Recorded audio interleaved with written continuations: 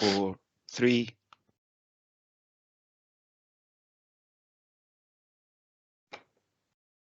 Good afternoon, everyone, and welcome to this, our latest Saints Talk live from St Andrews. My name's Alex Hayes. I'm Head of Development for Arts and Divinity at the University, and I'm delighted to be introducing today's talk by Dr. Stavroula Pipyrou, entitled Too Close, Too Distant, the Perpetual Transformation of the Political. Stavroula is Senior Lecturer in Social Anthropology at the University of St Andrews and Founding Director of the Interdisciplinary Centre for Minorities Research, which is a unique initiative that brings together interdisciplinary expertise from an outstanding pool of colleagues from across 7 academic schools at the university. She works on minority politics, displacement, governance, and the Cold War. Publications include the Grecanici of Southern Italy, Governance, Violence, and Minority Politics, which is published by the University of Pennsylvania Press. And she's working on a new monograph, Lurking Cold War, for Berkhan.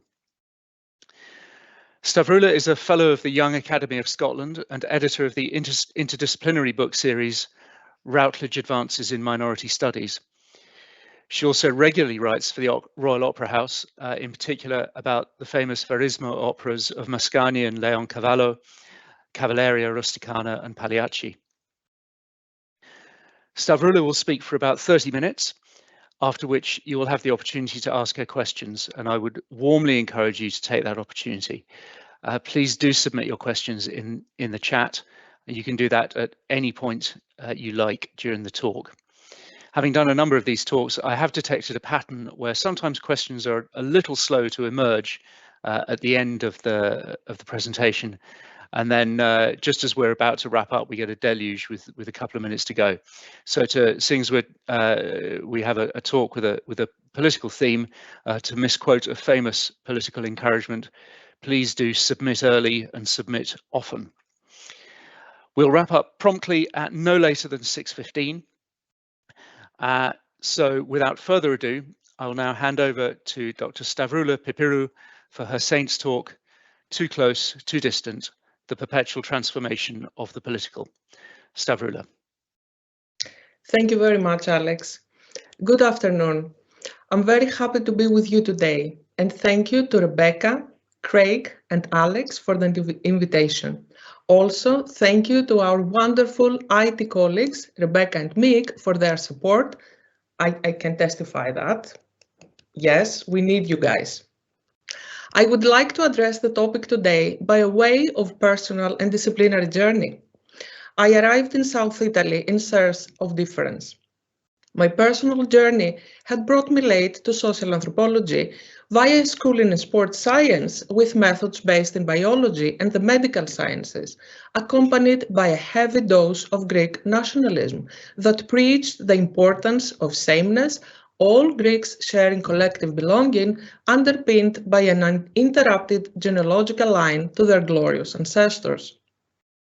In biology, I was taught to identify the essential criteria of being human through shared DNA, muscle movements, and the physical and chemical capacities of the body. A nationalist curriculum preached the biological roots and routes of all Greeks, which ensured cultural and intellectual continuity and a sense of security in numbers. Both fundamentally evolutionary pathways placed Greek humans at the very pinnacle of natural and cultural worlds. In stark contrast, my graduate years in social anthropology in the United Kingdom had been driven by the deconstruction of sameness, a reflexive self-questioning of everything I had known about identity politics, stimulated by my proudly postmodern teachers. Cultural relativity and individual becoming were the core concepts of this new discipline. My challenge in my doctoral research in South Italy was thus to break down the assumptions of my formative years in the natural sciences. I was tasked with understanding difference among a linguistic minority in Calabria, fighting for recognition in a state with a very clear agenda of how this recognition can materialize. And so, as I entered the field of the Greek linguistic minority of Calabria, located on the very toe of the Italian boot, my pursuit of difference was twofold. On the one hand, the small population of around 20,000 sought to be recognized among the hegemonic majority. They claimed difference in a variety of political and cultural domains. Although Italian citizens and Catholic, the Grecanici distinguished themselves as the brothers of Greece, speaking Grecanico, a language composed of archaic Doric, Hellenistic, and Byzantine, as well as local Romanic and Italian linguistic elements, alongside official Italian and the Calabrian dialect. They trace their roots back to the formation of the first cities of Magna Graecia in the 8th century BCE. On the other, I also wanted to deconstruct the myth of their Hellenic sameness as being part of the evolutionary pinnacle that is Greek humans, so strongly propagated in my own education, and to dive into the murky waters of claims to Homeric origins and ancient ancestry in a similar way to how I was learning to critique myself in this new-found life as an anthropologist. 18 years after my initial visit, I reflect here with you on how I have come to understand the Grecanici in a world of proximity to each other, their families, various state and suprastate bodies, categories of belonging, and the foundational humanity as they mingle connections that provide power and representation. The work of Michel Serres through two analytical tools, proximity and porosity, provide an avenue to think about the messy reality and scales of human relatedness in its many guises, as the Grecanici zoom in and out, play with categories of sameness and difference, tie together disparate historical epochs and futural orientations, all to facilitate comprehension and then performance of their position in the world. Serres has helped me locate both the Grecanici and my own background on the accordion scale too readily polarized by cultural relativity, the arts, individual diversity on one end, and human nature, biology, universalisms on the other. For Serres, proximity is the bringing together of disparate figures, objects, bodies of knowledge, and eras into the same orbit. Analogies and conversations between proximate knowledges lead toward fuller comprehension of the human condition. Porosity is the sharing of ideas, the circulation and exchange of knowledge between those proximate bodies. Porosity is an orientation or stance toward life and information. Among the Grecanici, I encountered similar concerns with social life as my supervisors, whose research was on vastly different topics in Greece and Pakistan, family feuds and love stories, the politics of resource sharing, notions of limited good, and power games aimed at local and national government. I found myself connecting their points of interaction with the natural environment and equivalent struggles to play the human in the vast network of relations that make up worlds of politics, technology, and global systems of power and knowledge. Questions proliferated concerning the relationship between individual and collective identity, national belonging, and existential quandaries on human control of eventedness and crisis.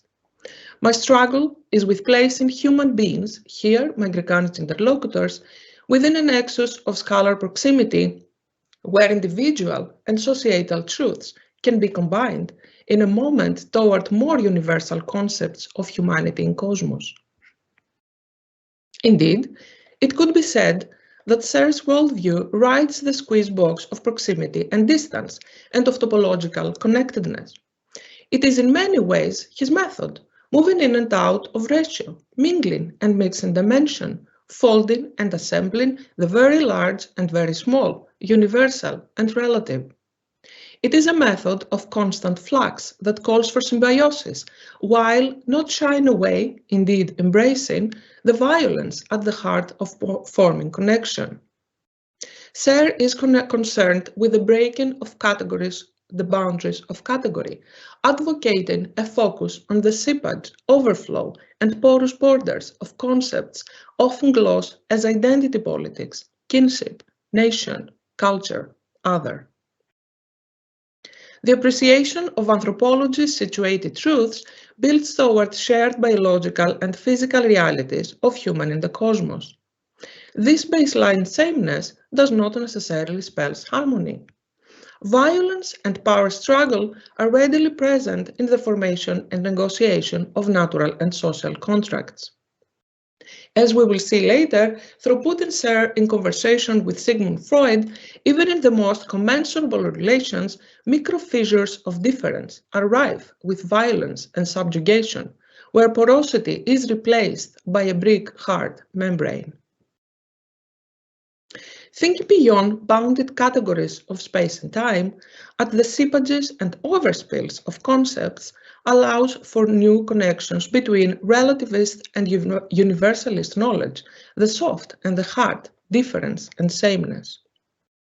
The connection, for Serre, is not one between a set of polemics or dichotomies, but rather he likens proximity by way of connection to, quote, veil, canvas, tissue, chiffon, fabric, goatskin, and sheepskin, all the forms of planes or twists in space, bodily envelopes or write-in supports, able to flutter like a curtain, neither liquid nor solid to be sure, but participating in both conditions, pliable, tearable, stretchable, topological, end quote.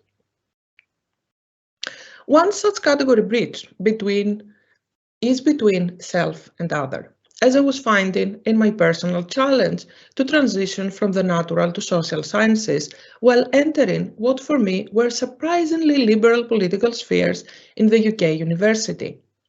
Among the Grecanity, sameness and difference, I concluded, were not dichotomic categories to be neatly boxed, but were to be explored in their kaleidoscopic complexity, their seepages, connections, and the search for power and representation that a plane with these categories could provide.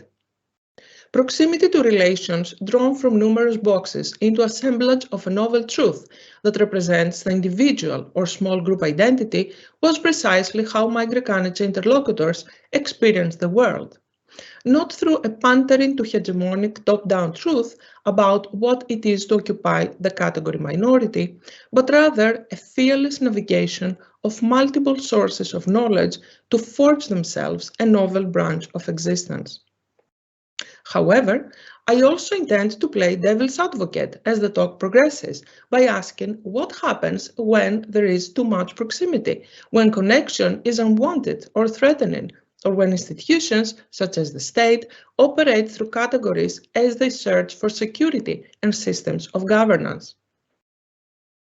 There is often a grind between Seresian fluidity and ethnographic reality. Categories of ordering and sorting, such as minority, refugee, and ethnicity, carry indexes of power and serve disciplinary functions. The state requires bifurcation, separate branches connected according to security policy, law and order, and the rigid maintenance of the myth of superiority, such as the biosocial evolutionary pinnacle of the Greek human. In both top-down and bottom-up manners, categories of inclusion and exclusion, sameness and difference are enforced whether based on premises of scientific inquiry or political governmentality. When encountered in the field situations where sameness and proximity become problems in need of division and distancing, I propose that Serre can be read in conversation with Freud's narcissism of minor differences. Too much proximity is an ethnographic reality and a problem for the nationalistic state that wishes to maintain difference on the basis of security and categorical purity. An analogy of magnetic repulsion serves to illustrate the need to keep subjects, objects, and histories apart. For Freud, it is often not the completely unfamiliar or new, but rather the secretly familiar that is frightening and threatening and must be sorted. I conclude that Serre's proximity and Freud's narcissism are alternate angles on the same problem. How much connection is desirable? And where does categorization become an inevitable tool of governance for sorting and sanitizing difference? My Grecanity interlocutors move between nexuses of relations, playing with the categories of sameness and difference to create proximity between themselves and ancient Greece, contemporary Greece, the European Union, UNESCO, and state minority recognition programs, the Greek Ministry of Culture, and international tourists. At times, they promote or conceal their sameness difference to other linguistic minority groups on the international stage, Catholic religious beliefs, Italian citizenship, and civil society associationism.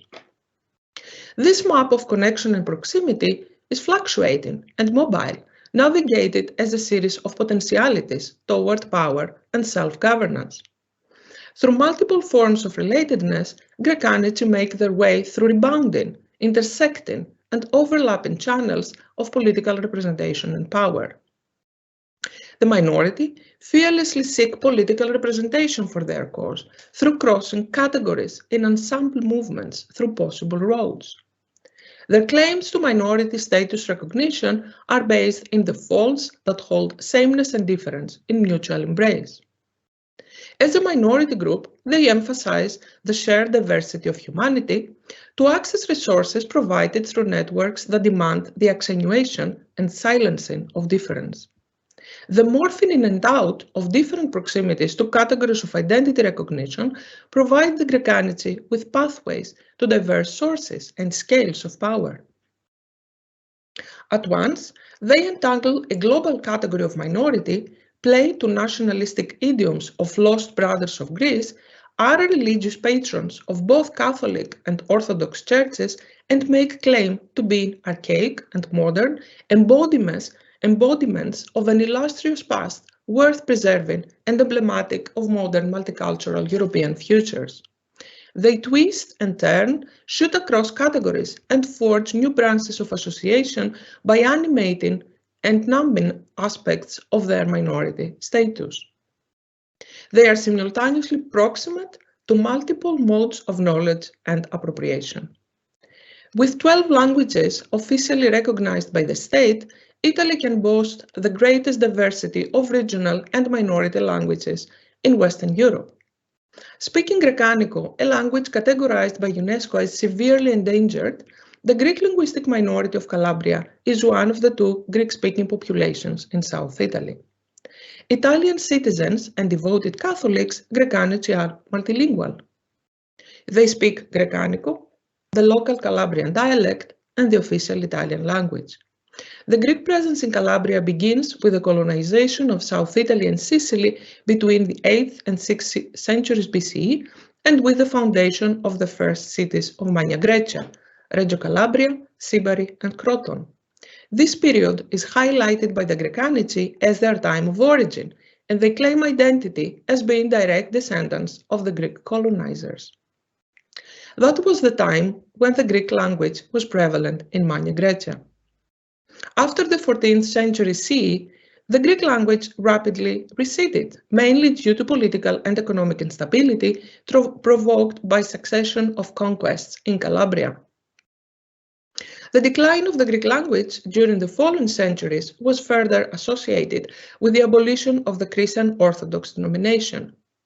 At the time of the unification of Italy, 1861, the Greek language was spoken in 12 villages in Aspromonte, dropping to 9 by the beginning of the 20th century. In the 1970s, German linguist Gerhard Rolfs noted that the language was not in use anymore in the further 4 villages.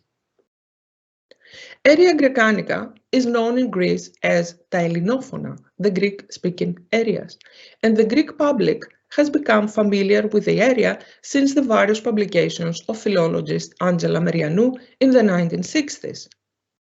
At first, these publications created an idyllic, exotic, and generally distorted picture of the populations and their living conditions.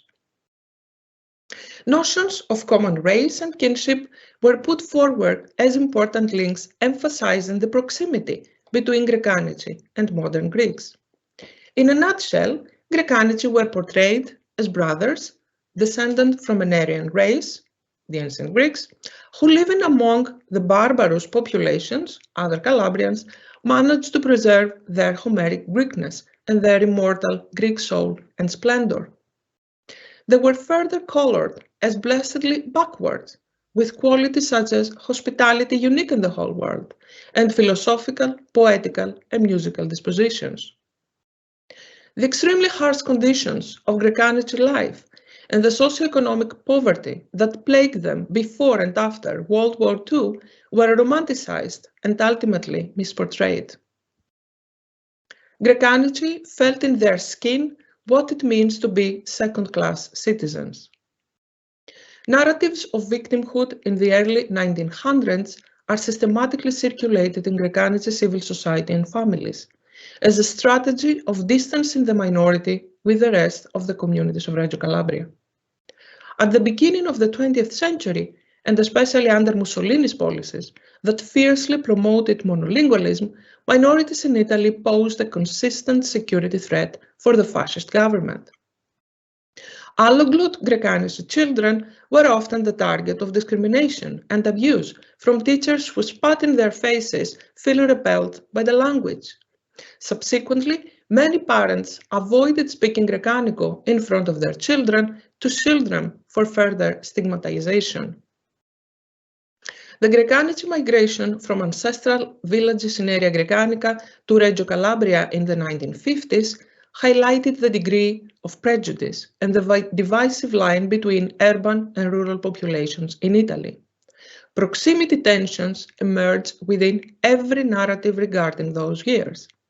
Domenico, 54, remembers. We were called Padecchi, Perpetuali, and Tamari. All these are derogatory of peasantry. To an extent, people still call us these derogatory terms.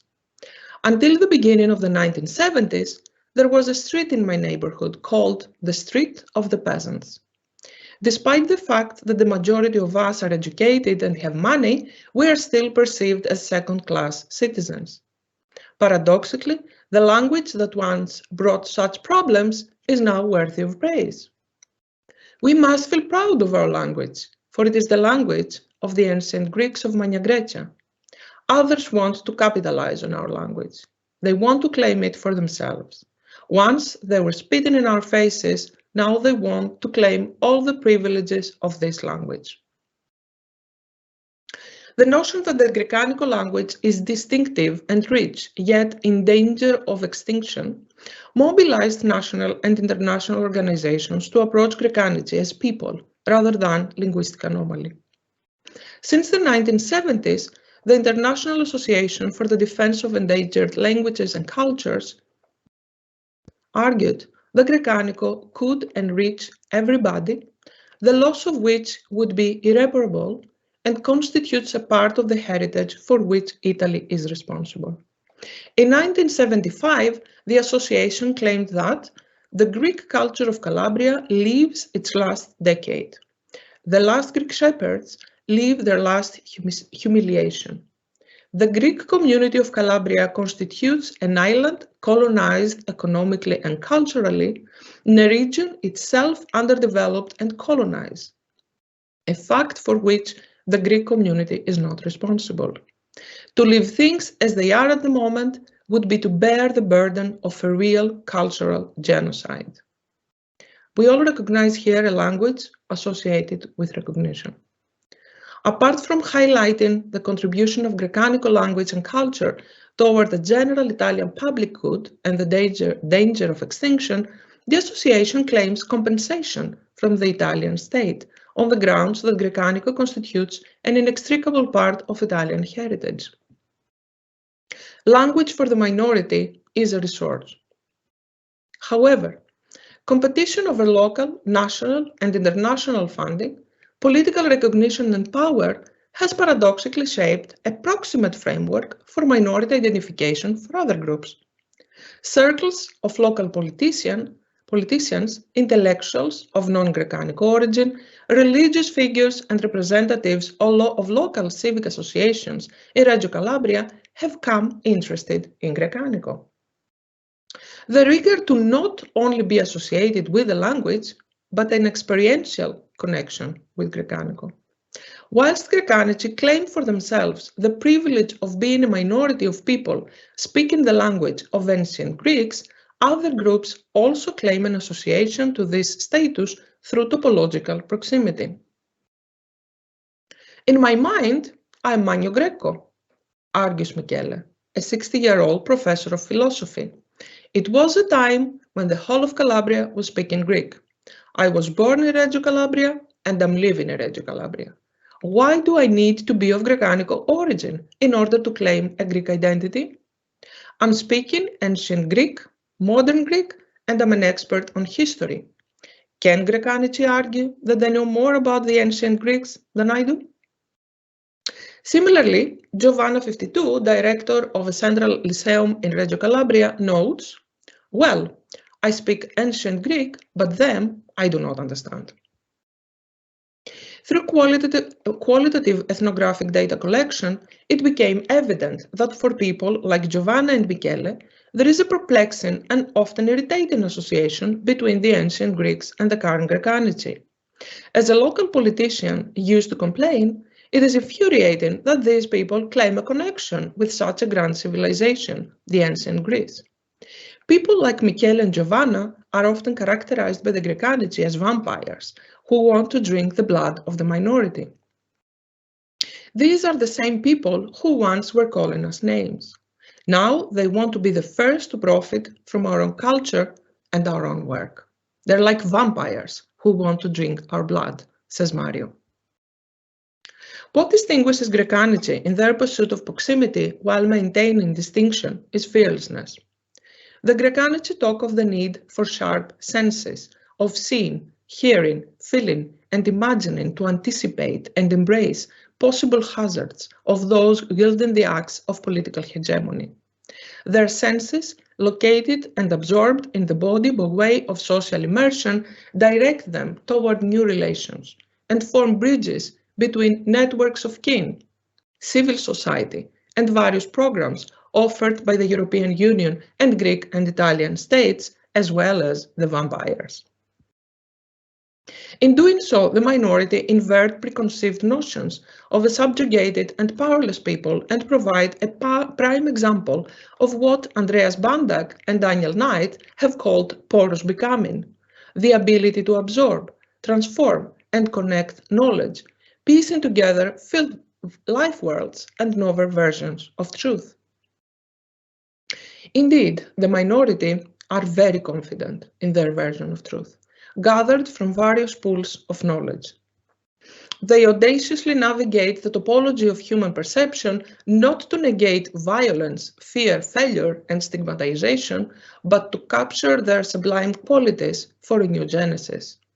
The minority incorporate hegemonic power and knowledge by way of hyphenation, rather than resistance, as might be expected or endorsed by common perceptions of what it is to be a minority in Western Europe, subjugated and powerless. Fearlessness is what defines their method of connection, not to flinch, to embrace brave new worlds, to add a symbiotic mishmash of sources as pedagogies to the category minority. Moving between and across diverse scale and disciplinary genealogies provides the minority population the porosity key to captain their own ship on the choppy waters of contemporary politics that sometimes pose an existential threat. Fearlessness for Greek-Anici is a practice that cuts and forms new relations to help redefine widely accepted assumptions of minority life. Into their self-shaped category of sameness are incorporated a variety of truths, with hegemonic top-down versions of minority status often twisted, folded, and turned on their heads. Power and representation of the minority category as a top-down diffusion of ideas are thus reappropriated. But this is a dangerous assemblage in need of careful management. The approach of constantly morphing proximity aids a more general reassessment of current Western political systems modeled on diffusionism with a center from which powerful global influences are sourced. Whether neoliberalism, democracy, the definition of minority status, or the very concept of civilization, diffusion from the West as a blueprint to global power and influence places exploitation of social and natural resources at its heart. In practice, proximity can also harbor resentment, swell competition, and provide too much similarity where resources are scarce, as it happens between the Greganity and the vampires. But what happens when proximity and sameness become thorns in the crown of everyday social relations and governing apparatuses? Too much proximity can be a bad thing, and as Sir says, sacrifices and scapegoats are often required before people potentially find peace with their own paths. I bring now to the conversation Freud and his concept of the narcissism of minor differences to further pick at the sameness-difference binary. For Freud, alternity relies on the degree to which otherness is or not tolerated, which is of particular concern in minority studies. At the same vein, traits of minority identity evoked from the top down, state to grassroots or bottom up, may promote certain levels of insecurity for minority populations where fearlessness does not abound. Ethnographically, following when and when not difference is invoked by governments, international policy groups, and local people helps unpack fundamental questions of proximity as premised on exclusive notions of belonging and reflexive engagement with the other. Unpacking these containers of truth helps further understanding of how the proximity of people that are the same but different can provoke anxiety rather than fearlessness as the key emotional response to danger or threat. Through numerous publications, Freud developed a concept to understand claims to difference arising between groups that share similar categories of identity, be it religion, ethnicity, or class. He noted that there is a strong tendency among neighboring states and closely related peoples to exaggerate their distinctiveness from each other in what he called the narcissism of minor differences. The bottom line is that contrary to what might be commonly believed, similarities and not differences perpetually threaten each group's sense of identity. Thus, each one clings to some small distinguishing marks, investing them with disproportionate significance. It is the commonalities between them that drive people to seek and create differentiation from one another, often through violence, in an attempt to manage the endogenous unease in human society. This management is happening through what I called elsewhere opportunistic narcissism, a process which involves calculated strategies of branding minority traits as panational, but this only pertains to traits that are deemed secure enough not to pose a threat to categories of national homogeneity. An ontological principle of sameness, a fundamental feature of narcissism that allows the state to see the self in the other, acts as the drive behind nationalism, and so minorities unavoidably represent a disturbing challenge to the claim of a homogeneous national truth. To counter this threat, nations such as Italy and Greece to a greater extent have developed their agendas through an operation of opportunistic narcissism, the process of underscoring minority differences, territorializing, and finally nationalizing them, sanitizing categories of minority truths, cleansing perceived threats before incorporation. In this process, dangerous alloglot populations, such as the Greganity in Italy, who once were deemed at the bottom of the social scale precisely due to their language and status of poverty, are now securely incorporated into a narrative that argues for the Grecanico as patrimony of global humanity. Since states see difference and diversity of relations as threatening, they require sanitation. The process of incorporating minorities into the national corpus is not one of symbiotic assemblage or porosity, since difference is approached as pollution. The narcissism of minor differences ejects a form of psychosocial pollution, an intolerance of difference that trades the universal category of the human of biological sameness. Cleansing is a morally dirty business, a way of claiming humanistic proximity between different groups by washing away unseemly cultural difference. This desire for cleanliness, for flattening at the expense of individual truths, is the real dirt of the modern world, says Serre, and constitutes a form of soft pollution. Minority difference is sanitized so as not to strike a boundary between the state and otherness, but rather to create secure spaces within which the state can continually control difference while persisting to fantasize sameness and homogeneity. For Serre, topology is the order of the day, and nowhere is this more apparent than in forms of proximity. Proximity can mean shared biology of the species, similar social concerns in diverse ethnographic contexts, assembling and connecting relations from disparate categories and two or more labeled groups learning or not to live together. Proximity also needs porosity, for what it is to be proximate if not open to absorb and exchange knowledge? Minorities often find themselves boxed by national and supranational governments and assigned and denied identities and pathways to knowledge according to ideals of the national corpus. Broadly speaking, the Greek had to unmake knowledge of minority before rebuilding, foregrounding, and concealing knowledge selectively. The Greek have fearlessly opposed hegemonic labeling and pursued overlapping and entangled routes to power from bodies as diverse as the EU, Greek-Italian states, kin groups, and local non-Greek associations. They have assembled an often perilous cocktail of relations that provide representation by allowing Greek to be simultaneously proximate to seemingly competing truths. A reading of the turbulence of minority politics and fluctuating forms of proximity to human condition and social relations can benefit from a partnership between Serre and Freud, I suggest. Freud's narcissism of minor differences seems apt in identifying where and why proximity might become too much or undesirable. Operating as Freud does on an assumption of shared biosocial sameness, the trunk of humanity, narcissism of minor differences is located where the branches and twigs start to diverge from the corpus at the points of bifurcation one might pose. Such a conversation between Serre and Freud helps in simultaneously holding relative and universal truths in hand, since the sameness of proximate humanity explodes into social categorization that it is an inevitable tool of governance, sorting, and sanitization.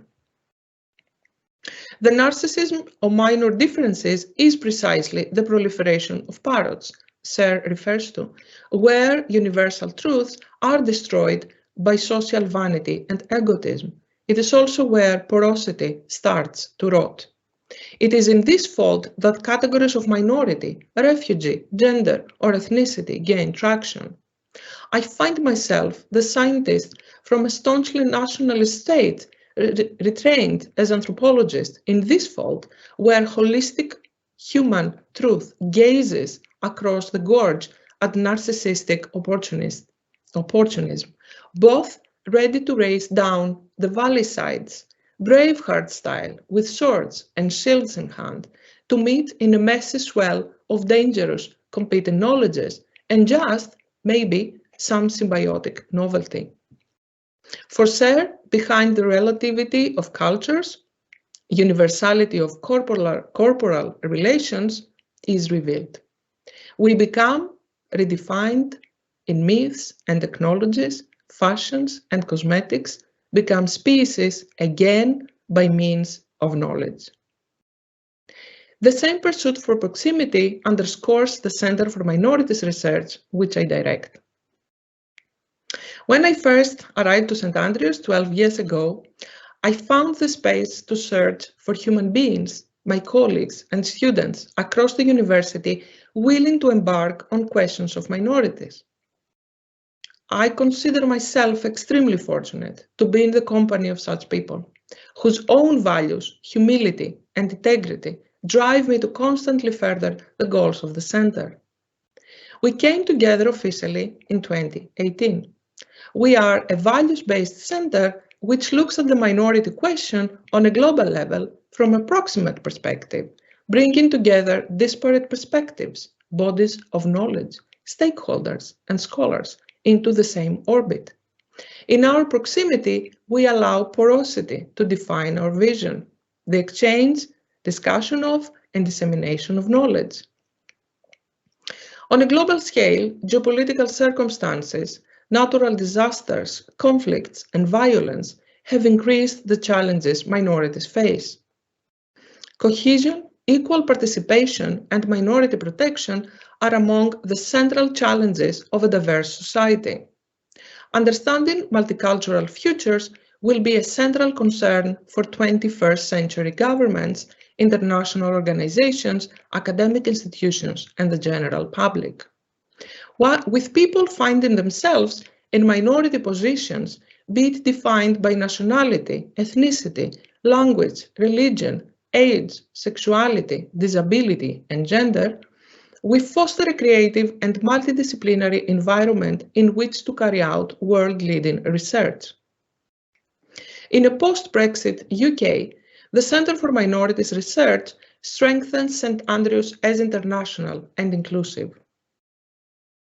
We have consolidated networks and partnerships with major minority centres and institutes in Europe and across the globe.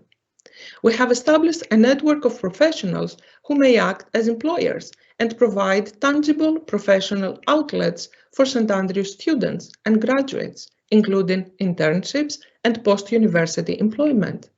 We collaborate with NGOs representing the interests of minorities in the UK and beyond. The Centre for Minorities Research is also pedagogical, not just in the strict sense through continued professional development courses, podcasts, and seminar series. Actually, I would encourage you to visit our website and find out more about the wonderful podcast Season 3 now, seminars and digital courses. We are also a center for learning together, for exploring the extents and borders of truths, for developing toolkits to pass knowledge in and out of the academy. We produce research, we pursue connections with non-academic entities, and we question assumed categories of being and belonging. We look outward, ready to engage with our students, colleagues, interlocutors, and communities in a creative and proximate modality. We have structured our governance to correspond to the above objectives, and we pursue attracting funding that will help us create more open events and offer minority fellowships. These fellowships will offer space for people from minority backgrounds to pursue a dynamic career with and through the Center for Minorities Research. Fundraising will support established experts and emerging minority leaders in any academic discipline to spend time visiting St Andrews and sharing their expertise widely with staff and students for short periods of time, as well as engaging digitally with staff and students throughout the whole academic year. Working with the Center, Minority Fellows will significantly raise the profile of their important work and will expand their crucial academic links with other institutions, as well as being of great benefit to the careers of fellows. The Center is hopeful that the first identified fellow will visit later this academic year. Your donations will further help us to build a stronger infrastructure for the Center and work even harder to produce global educational tools and inclusive events for minorities. Our invitation is open to all of you. Join us in our quest. Thank you. Thank you, Stavroula. And that was fascinating. And my understanding of the Grecanici of Calabria has gone from a very, very low base indeed to slightly higher. I was particularly struck by a couple of phrases early on in your talk. You talk about the need for a fearless navigation of multiple sources of knowledge, and also of needing to hold sameness and difference in the same embrace. And I think, I mean, one might think that that's a challenge not just for minorities to seek to rise to, but I think everyone, if we can crack those two, we'd be a lot further on as societies. I wonder if you could talk a little bit more, just as we wait for the first questions to come in, about the relationship between language and identity.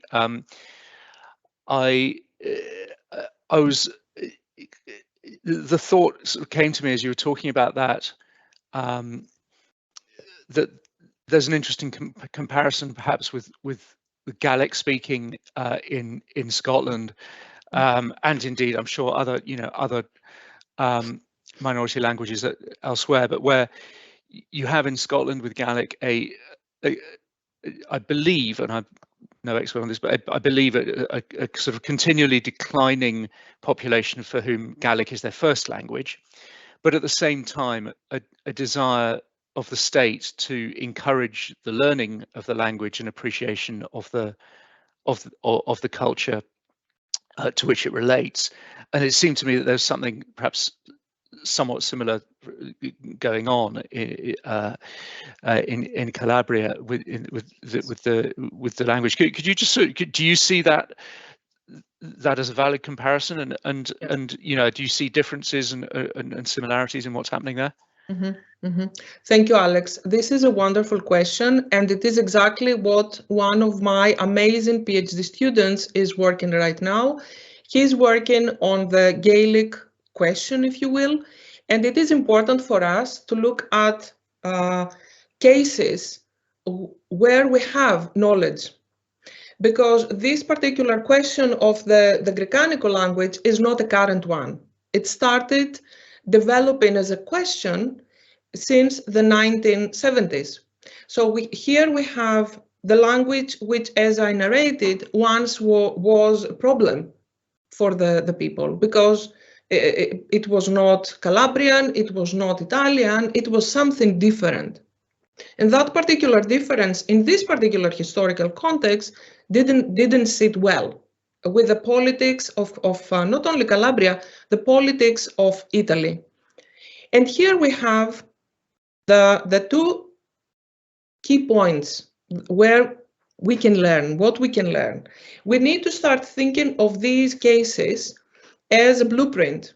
What we can learn from these cases that we can extrapolate then to think about Gaelic, for example. And this is one thing that we are working with Connor, is to fundamentally ask, why Gaelic now? What is that makes Gaelic now gain traction again? What is there? And we go back to my own case, to the case of the Grecanity, in order to look at particular historical epochs, but also points where the minority had to make decisions. Decision-making points from a group of people who once were, as I narrate, illiterate. How did they come appreciate the language, not only as identity trait, but also as a source for power? And what can we learn from them, which we can apply then to the Gaelic question? Very often, it is easy to say that, oh, I don't know, there is no knowledge. There is historical knowledge about everything, almost everything.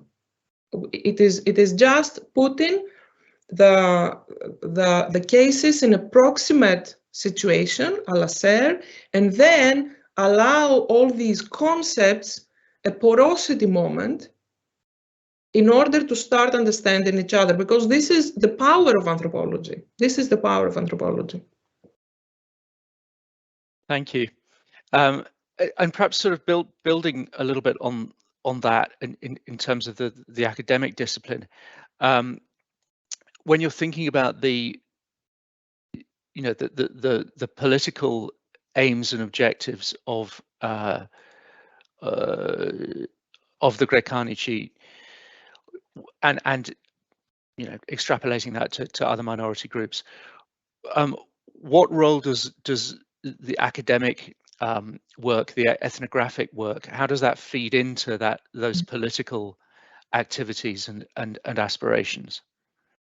This is indeed what we are supposed to do. We are there to document, but also we are there to create a regime of truth à la Foucault. Because let's go back, say in 2006, when I started to work with a minority, we had all these competing claims there. Are they Greeks? Are they not? Do they speak Greekanico? Is the language still alive? There was a lot of political investment in defining this particular question. And there was I, very naive, very out of a very big postmodern school, okay, to look at these questions. And I was a kind of source for them. I was deemed as a source to translate the claims, but also to translate a kind of voice to the world, the English-speaking world. We know now that people are able to represent themselves. They don't need saviors to save them. But what we are doing now in a different kind of way is that we can be part of this production of knowledge, this knowledge production.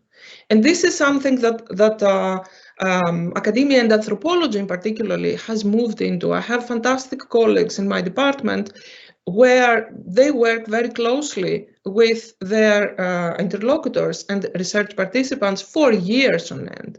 We don't change our fieldwork like that. We stay there. We grow up with them. We become older, we become wiser or sillier with them. And this is something that we can offer. This is, I feel, we can offer ourselves to our participants by honoring our commitment to a particular fieldwork and location. And like I said, I have amazing colleagues in my department where people stay, stay and work. Thank you. Yeah, and that it feels like in the world that we live in, that pursuit of objective truth is ever more important. Just we'll perhaps finish up with this question. To what extent do you feel that the experience of the linguistic minority in Calabria is exceptional, or in terms of how it relates to other minorities? Are there things about that are particularly distinctive, or do you see it as very much part of a kind of a commonality of experience? To me, the experience is not exceptional. Minorities go constantly through all these processes of negotiation and renegotiation of proximity, porosity, sameness, difference. I remember many years ago, as soon as I started publishing about the minority, and actually it was the first year that I started teaching in St. Andrews, I received a very interesting email from a colleague in Northern Macedonia, who, if you mentioned this name to Greece, is no, you don't say that. But they were asking whether I could transfer this model into thinking about minorities in Greece.